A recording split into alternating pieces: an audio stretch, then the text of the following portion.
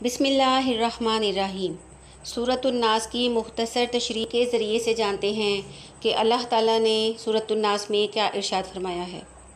सूरतुन्नास मक्की सूरत है, यानी ये सूरतुन्नास नबी अकरम सल्लल्लाहु अलैहि वसल्लम पर तब नाजिल हुई जब आप सल्लल्लाहु अलैहि वसल्लम मक्का मुकरमा में रहते थे।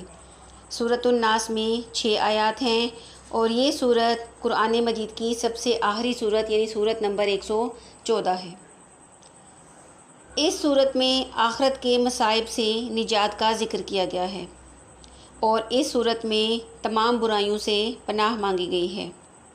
उन बुराइयों से पनाह मांगी गई हैं जो तमाम गुनाहों की वजह बनती हैं, यानी शैतानी वसवसे और असरात।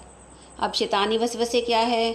शैतानी वसवसे यानी वो बुरे ख्यालात जो शैतान हमारे जहन में डालता है।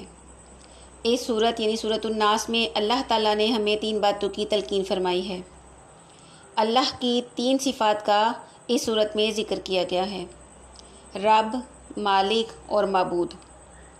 इन 3 खूबियों का ज़िक्र करके शैतानी वसवसों से पनाह मांगी गई है, क्योंकि हर इंसान के साथ एक शैतान साथी होता है जो हर कदम पर इस कोशिश में लगा रहता है कि वो इंसान को यानी हमें तबाह बर्बाद कर दे।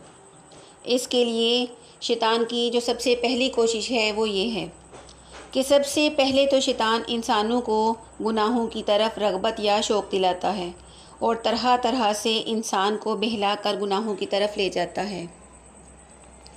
अगर इसमें कामयाब ना हो तो इंसान जो नेकियां और इबादतें और जो अच्छे अमाल करता है, शैतान उनको ज़ाया और ख़राब करने के लिए दिखावे और गरूर व तकब्बुर के वसवसे इंसान के दिल में डाल देता है।